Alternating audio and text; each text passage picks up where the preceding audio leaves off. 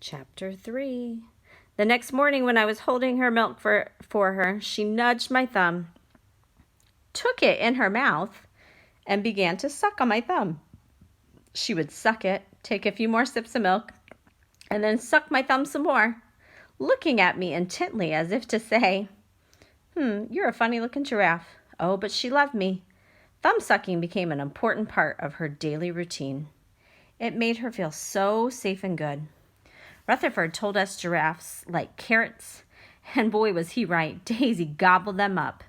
At first we stuck them on the needle-like thorns of the thorn tree branches, and then she took them right from our hand. And then, because we would bite off a piece from the whole carrot, small enough for her to swallow, she couldn't wait for us to take them from our hand, so she began taking them right from our mouth.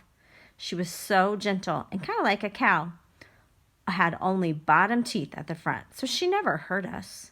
But when other people saw us doing that, they would say, "Oh, isn't that dirty and gross?" And we would always answer, yes, there's no telling what she might get from us. Giraffes' mouths are actually much cleaner than ours because giraffes don't eat meat and other things. And Daisy's breath smelled wonderful too, much better than our breath. Maybe some people have sweet-smelling breath, but then I don't kiss too many people who eat only leaves. Many friends came to see her, and everyone loved her. She was consumed by curiosity about the cars coming and going, and about the children squealing with delight when they saw her. Although she liked the people and enjoyed getting extra carrots, she distinguished Jock and me from everyone else. She would not accept milk from anyone else, and she wouldn't suck anyone else's thumb, and she would run up to us and kiss us through the railings whenever we were close by. Oh, we loved her so much. She had enchanted our lives. But what about her life?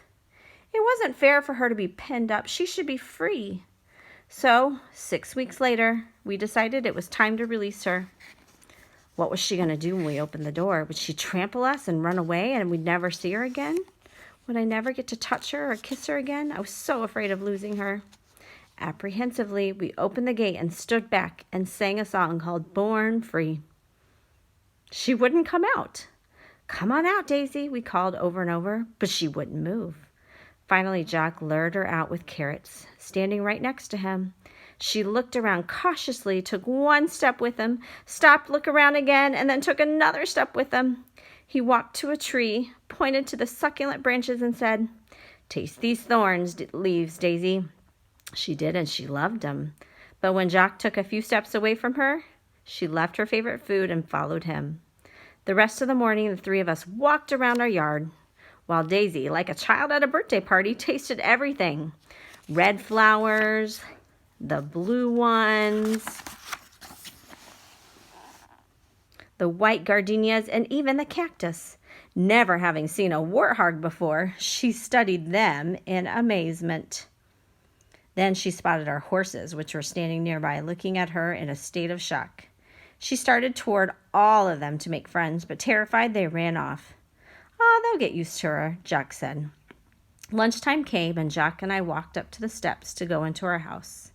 As I was saying, "She won't come up the steps," she followed us.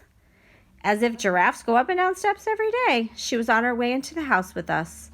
If we hadn't pushed her head out the front door, she would have walked right in. We peeped out the window at her. She looked so pitiful. We brought our lunch outside, sat on the steps, and ate there. Seeing this, she folded herself onto the lawn and sat with us. The rest of the day, she stayed just as close to us and continued to be interested in everything. By 5 o'clock, she was exhausted and went happily into her pen, drank her bottle, lay down in her soft bed of hay behind her tarp.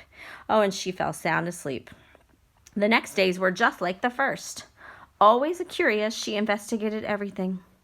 Then one day, remember our other giraffes, Tom, Dick, and Harry? Well, they came on the lawn to see her. Giraffes are enormous. Most people don't realize how gigantic they are. 18 feet is really tall, and 3,000 pounds is really heavy. If Jock, who was 6 feet 3, had walked underneath them, his head would not have even touched the bottom of their stomachs. Up close, they seemed like gigantic dinosaurs. We worried that the sight of the giraffe again in her life might make her go off with them. 18-foot Tom sauntered up to her and stood towering over 9-foot Daisy. She looked so tiny. Then very slowly, the gentle giant lowered his head, sniffed her, and nuzzled her. And then he turned away and started to move off with the others. Daisy now had a choice to move off into the forest with the old bulls or to stay with us. The bulls stopped and turned around to Daisy to say, "Are you coming?" She looked at them for a few seconds and then ran up to Jock and hid behind him, as any child does, with its mother in a scary new encounter. It was clear her choice was Jock.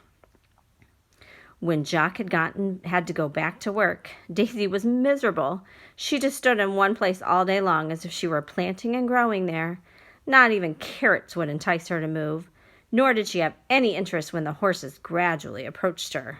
But when she saw Jock's car coming back into the driveway, she'd run up to his car, put her head inside the car, give Jock a kiss, and then run gleefully around in circles. "It's so sad," I told Jock. "She loves you so much and is so unhappy when you're gone." "But I have an idea." "What's that?" he asked. "Let's get another baby giraffe to keep her company."